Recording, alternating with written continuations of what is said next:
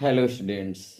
मैं Indian national movement पर आधारित सीरीज का आज दूसरा वीडियो आपके सामने प्रस्तुत करने वाला हूं। आज हम 1905 से लेकर के 1919 के बीच में, यानी 1905 से लेकर के 1919 के बीच भारतीय राजनीति में जो कुछ भी हुआ उसके बारे में आपसे बात करने वाला हूं।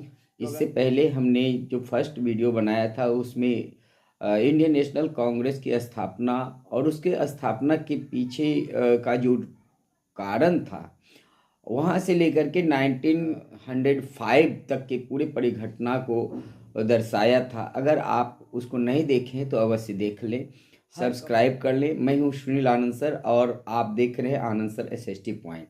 आइए शुरू करते हैं। 1905 में लॉर्ड कर्जन ने बंगाल का विभाजन किया था। यह इस साल की सबसे प्रमुख घटना थी। हालांकि कांग्रेस और भारत के लोग लॉर्ड कर्जन के इस प्रस्ताव से काफ़ी नाखुश थे, काफ़ी नाराज थे।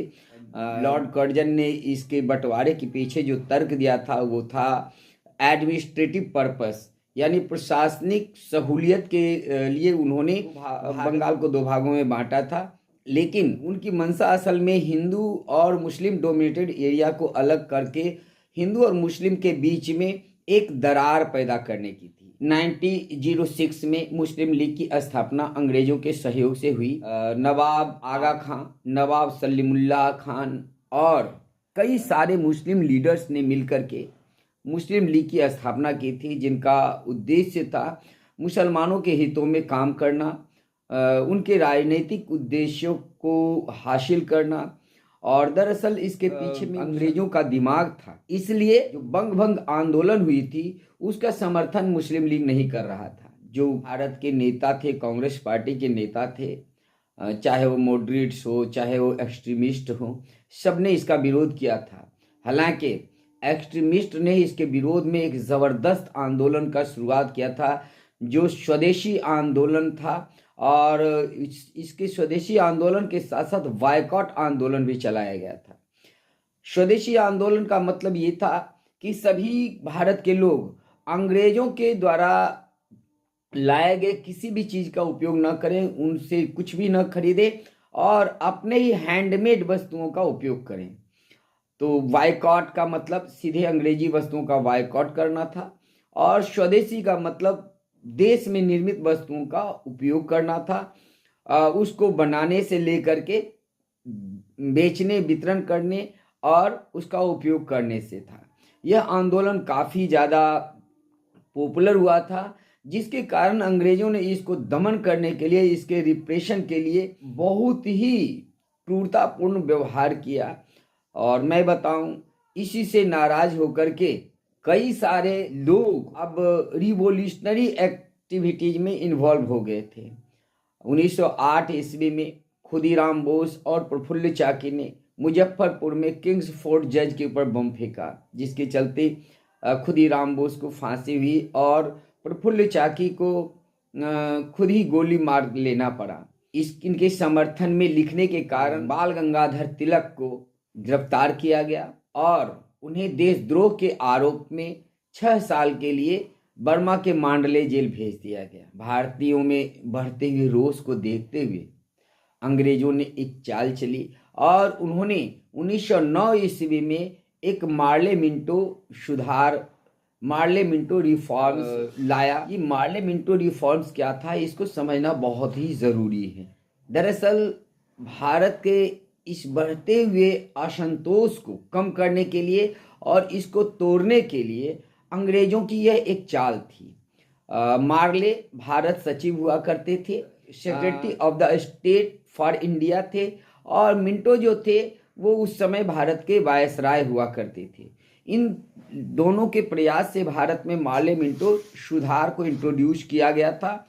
पहली व्यवस्था ये की गई कि जो लेजिस्लेटिव असेंबली थी उसमें भारतीयों की संख्या बढ़ाई गई, कुछ सीटें बढ़ाई गई। The extension of number of members legislative council. दूसरी व्यवस्था थी introduction of separate electorate for Muslims. मुसलमानों के लिए अलग से निर्वाचन की व्यवस्था की गई। ये जो था सबसे ज़्यादा कम्युनल एक्टिविटीज़ था, जो समाज को तोड़ने वाला था। तीसरा था under the separate electorate Muslims were given to right to elect their separate electorate for the council. मुसलमानों को यह अधिकार दिया गया कि वे अपने प्रतिनिधि को अलग से लेजिस्लेटिव असेंबली के लिए चुने। इस प्रस्ताव का कांग्रेस ने जबरदस्त विरोध किया। विदेश से ही महात्मा गांधी ने भी इसका विरोध किया और इसके विरोध के कारण कई सारे नेताओं को जेल में बंद कर दिया गया। तो ये थे मार्ले मिंटो सुधार, जिसका पूरे देश में व्यापक विरोध हुआ। दरअसल ये कोई सुधार नहीं था, यह एक तरह से मुसलमानों को अलग प्रतिनिधित्व देने के लिए एक सोची समझी चाल थी। लखनऊ पैक्ट ऑफ 1915 ईस्वी में महात्मा गांधी दक्षिण अफ्रीका से भारत आ गए थे। 1914 ईस्वी में मांडले से रिहा होकर के बाल गंगाधर तिलक भी भारत आ गए थे और 1914 ईस्वी में फर्स्ट वर्ल्ड वार जारी था। ऐसे में अंग्रेज युद्धों में संलग्न थे।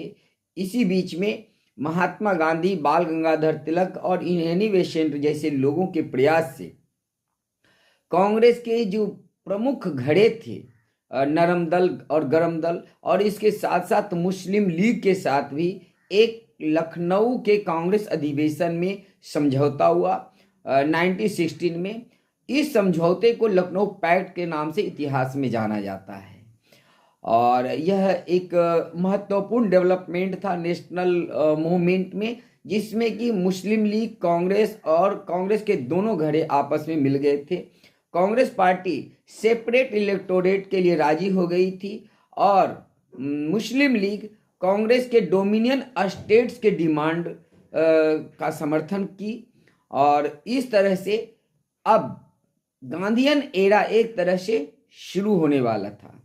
1914 के बाद वर्ल्ड वार चालू था। इसी बीच में कांग्रेस ने वर्ल्ड वार में अंग्रेजों का समर्थन किया और भारत के लोग अंग्रेजों के साथ थे, इससे कि इंग्लैंड में बहुत से लोगों को भारत के प्रति सहानुभूति थी और वे चाहते थे कि इसके रिवार्ड में भारत के लोगों को कुछ सहूलियतें दी जाए।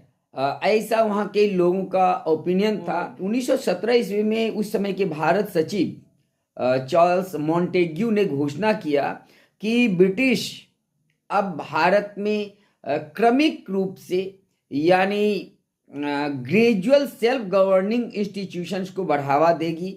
The purpose was progressive realisation of responsible government in India as an integral part of the British empire. जो ब्रिटिश अम्पायर के इंटीग्रल पार्ट था भारत, वहाँ पर एक प्रोग्रेसिव नीति लाने की बातें की। कौन? Charles Montagu. चार्ल्स मॉन्टेग्यू थे कौन? चार्ल्स मॉन्टेग्यू भारत सचिव हुआ करते थे 1917 ईस्वी में और उस समय भारत के वायसराय चेम्सफोर्ड हुआ करते थे। तो इन दोनों ने मिलकर के भारत में सुधार के लिए एक कानून लाया, एक अधिनियम लाया ब्रिटिश पार्लियामेंट में, जिसको मॉन्टेग्यू चेम्सफोर्ड रिफॉर्म्स कहा जाता है। ये मॉन्टेग्यू चेम्सफोर्ड रिफॉर्म्स क्या थे? मॉन्टेग्यू चेम्सफोर्ड रिफॉर्म्स का जो पहला बिंदु था वो था the central legislature was to consist of two houses, upper house the council of a state upper house and the legislative council lower house. इस अधिनियम के द्वारा भारत में द्विसदनीय संसद की स्थापना की गई, जिसमें काउंसिल ऑफ स्टेट इसको अपर हाउस कहा गया और द लेजिस्लेटिव असेंबली को लोअर हाउस कहा गया। दूसरा जो पॉइंट था, the tenure of upper house was 5 years and the tenure of lower house was 3 years। जो उच्च सदन था उसका 5 साल का कार्यकाल निर्धारित किया गया और जो लेजिस्लेटिव काउंसिल यानी लोअर हाउस था उसका कार्यकाल 3 साल निर्धारित किया गया। The system of dyarchy was introduced. एक द्वैध शासन शुरू किया गया। इसके अनुसार जो भारतीय पार्लियामेंट था, the system of dyarchy was introduced in the provinces under the dyarchy both the elected Indian legislators and the appointed British officials shared powers.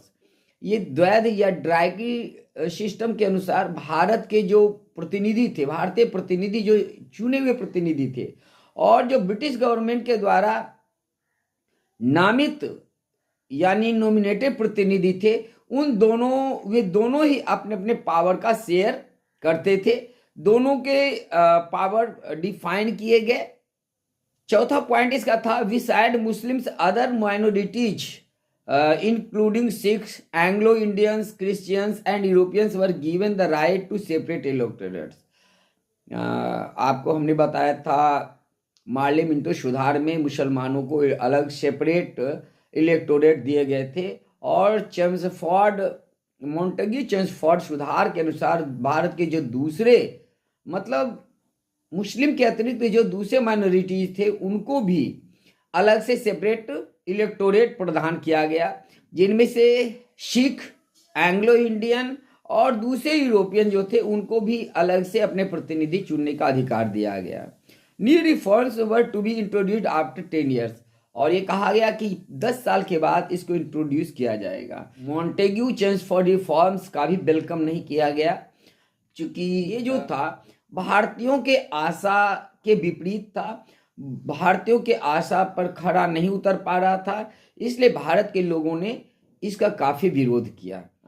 इसकी जो विरोध बढ़ी, तब उस विरोध का दमन करने के लिए अंग्रेजों ने रॉलेट एक्ट कानून लाया, जिसके बारे में हम आपको नेक्स्ट वीडियो में डिटेल से बताएंगे। तो एक पॉइंट और मैं आज के वीडियो में जोड़ना चाहूँगा जो छूट गया, कि 1911 ईस्वी में भारत में दिल्ली दरबार का आयोजन किया गया। ये तीसरा और अंतिम दिल्ली दरबार था। इस दिल्ली दरबार में जॉर्ज पंचम और महारानी क्वीन मैरी को भारत का सम्राट और साम्राज्ञी घोषित किया गया। साथ ही दिल्ली दरबार में भारत की राजधानी कलकत्ता से दिल्ली स्थानांतरित करने की भी घोषणा की गई। मैं बताऊं, रविन्द्रनाथ टैगोर ने जनगण मन का पहला पाठ इसी दरबार में किया गया था। लगभग 2.5 लाख से ज़्यादा लोग इसको देखने के लिए आए थे। दुनिया के अलग अलग क्षेत्रों में जो अंग्रेजों के राज्य थे वहाँ से भी प्रतिनिधि आए थे। भारत के सभी राज्यों के राजा सबको आमंत्रित किया गया था। एक ग्रैंड सेरेमनी मनाई गई थी। ये जानकारी आपके लिए भी था। Thanks for watching, have a good day. आप कमेंट जरूर करें, आपके कमेंट से हमारा हौसला बढ़ेगा। और कोई भी क्वेश्चंस आप हमसे पूछें जो इस टॉपिक से रिलेटेड हो। नेक्स्ट टॉपिक में हम गांधीयन एरा की चर्चा करेंगे। Thanks for watching, have a good day.